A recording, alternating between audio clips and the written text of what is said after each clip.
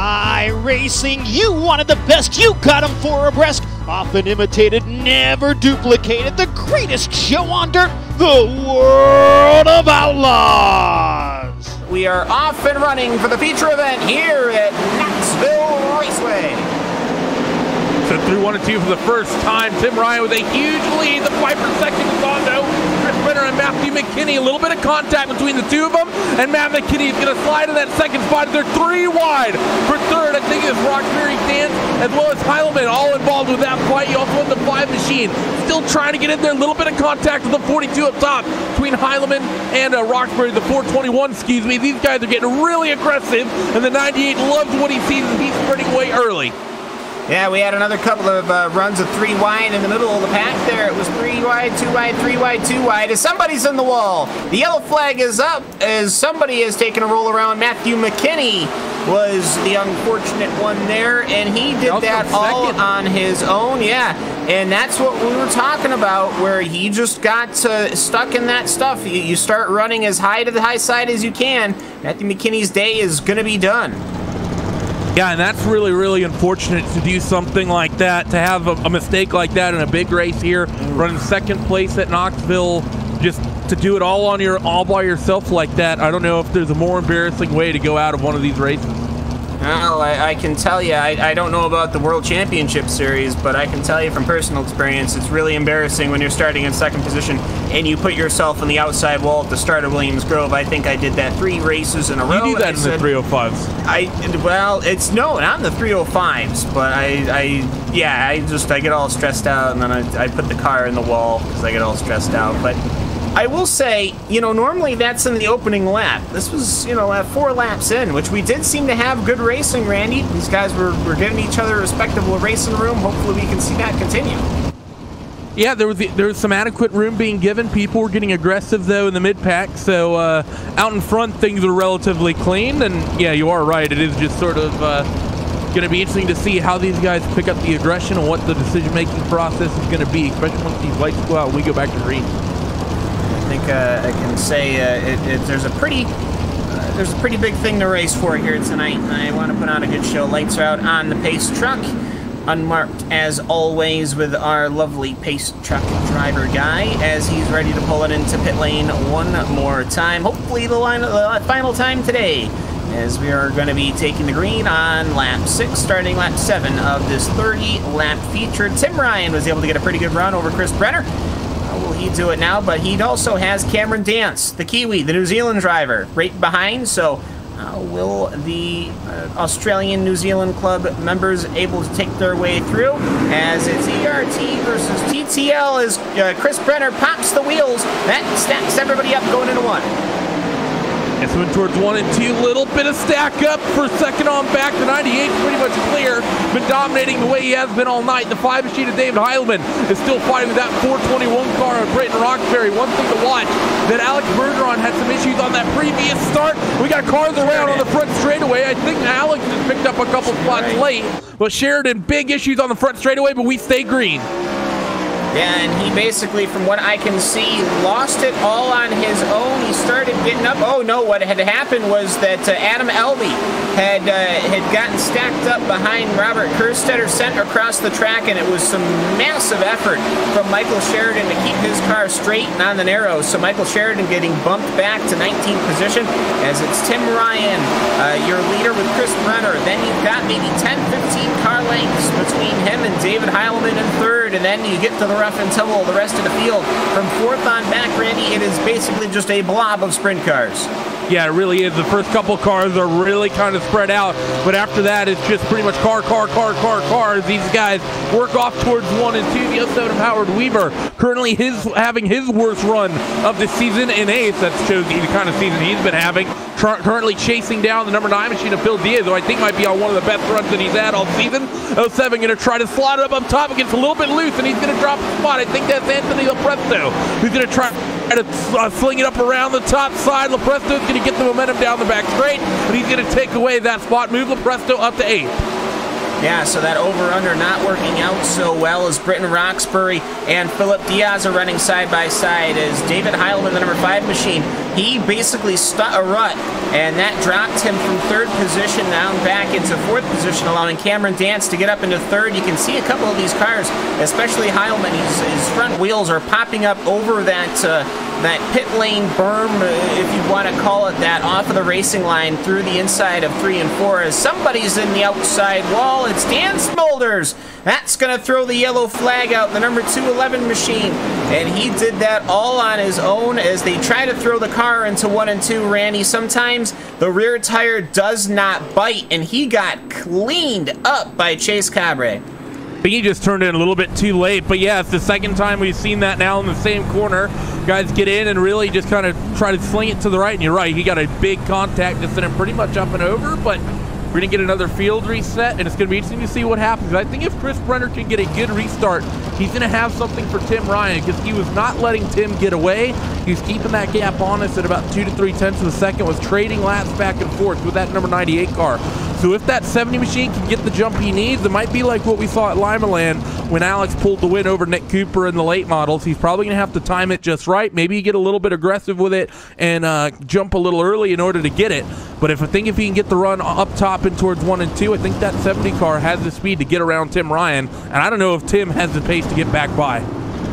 Yeah, I'm not quite sure. It'll be interesting to see. Chris Brenner hasn't been up front all season. He's been doing all right. But as far as the championship standings go, he's back in 15th position. So you want to talk about a potential points haul. Taking a victory. I mean, that will obviously catapult him right on up as the pace track lights will get off one more time. We're past the halfway mark here at Knoxville Raceway. As we get ready to go green, they're going to tighten up. Now, where will Tim decide to park that fat right rear tire of his 410 wing sprint car? Will he try to keep it out of the slick? Put it in the inside dirt? We'll see if he can run Chase Cabre up a little high as Tim Ryan is going to get us ready to go green. Hopefully, the final time today, the pace truck will pull to the inside of pit lane. Tim Ryan parking the car right in the middle. He gets a great hole shot past the starter stand. We go lap 18 of 30. Not what that number 70 car would have wanted out of himself whatsoever. The 5 machine of David Heileman, though, he's going to hold up top and take that 3rd spot away from Cam Dance. Cam's going to try it down next to the berm, though. That TTL car seems to have good speed down there, but the advantage up top off corner number 4 will go to that 5 machine. They're getting coming towards 10 laps to go. Going to start lap number 20 next time by. And there's a caution for Weston Newell as the 222 machine is parked upside on its spin. As it looks to me, there was a incident with Robert Kerstetter coming off of corner number 4. Robert Kerstetter comes off of corner number 4 just ahead of Adam Elby. Those two have a bit of a love connection, and unfortunately the 222 backs up in that wall and he gets sent around and on his side. So unfortunately that's going to bring out the yellow flag one more time. We should have basically it looks like we're going to have a heat to determine who's going to take home the money. I think it's going to be about a 9-lap run to get to the end here. First real car-to-car contact. That's brought out a caution as one car is coming on down towards the pit road. Not sure who that is, but it's pretty deep in the field. But it's going to be interesting to see. So Robert Kerstetter comes down on towards pit road, and he's going to drop to the back, and that might be the end of his night. It'll be interesting to see if he can get any repairs at all before he gets himself back off and running. I think all they can really do is they just hit it with a hammer a couple of times and see if that doesn't help. But well, no, that suspension's crap. That day is going to be done, I'm afraid. He might try to pull it out, but I think he's going to learn very quickly that the suspension is in fact not to spec. But you never know.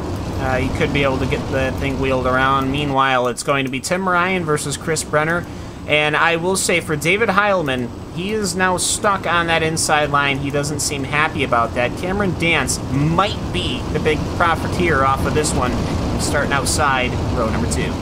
That's what we've seen from these guys on these restarts in 3rd and 4th, Cam. It's sort of, we get a restart, they trade spots, and then that driver starting in 4th, he gets another restart, winds it up top, then takes that 3rd spot back. So I think that's definitely going to be Cam Dance who is in the best position. So with that, ladies and gentlemen, boys and girls, we set ourselves up for the finale here at Knoxville Raceway. Pace truck getting ready to pull in. He already has. Everyone's trying to go around Tim Ryan. Well, you kind of shot the shard, everybody. There we go. The yellow flag instantaneously coming out. Multiple cars going upside down, as not quite sure if everyone was trying to jump the start or what, but Alex Bergeron's day is going to be done. Your championship leader, Philip Diaz's day is going to be done. And Randy, they've got some sprint cars to clean up going down to the start-finish line. Yeah, they do. People just trying to jump the start. Five Machine and David Heileman did it. Pretty much the whole grid did it. Tim didn't slow down at all. 41, 42 miles an hour the whole way through. You see that easily on the replay. The speed was constant. So we always see this. Whenever someone tries to kind of delay the restart and do it late, there's always a pileup. So I think some guys, I know people get aggressive and they want to pick up spots early, but patience is a virtue that you pretty much need at times in sprint car racing as well. But we go back under caution after an unfortunate little, silly little incident. Oof. As that takes away some laps from us, which is not what we want to see. But I will say, I do know that there's kind of the last couple of weeks they've been very adamant about where to restart. I don't think Tim Ryan was out of that box. So yeah, everyone was just comfortable, and you know what? That caught a lot of people out, and that unsettled the mid-pack of the field. So we re-rack them, restack them, we hopefully green flag run to the checkered flag. Will Tim Ryan be able to capture that flag? Well, we'll have to find out, Randy, and I think like he's good. He should have a pretty decent shot of it. Yeah, he looks really good. And talk to you about points all, Cam. Alex Bergeron got caught up in that incident, and his day is done. So he's going to be having a 17th place finish tonight by the looks of things. So for that 98 car, if he can pull a win tonight, as long as he can get, I think, a top 2, top 3, he's going to be very happy with the points he's going to reel in over that number 12. You are watching the World of Outlaws Craftsman Sprint Car World Championship Series here on iRacing, around number 4 here at Knoxville. Lights are out on the pace truck. For fingers crossed, last time, Tim Ryan, there we go. We get the start. Tim Ryan, massive jump as Chris Brenner is already under attack from David Heileman. They throw him into one.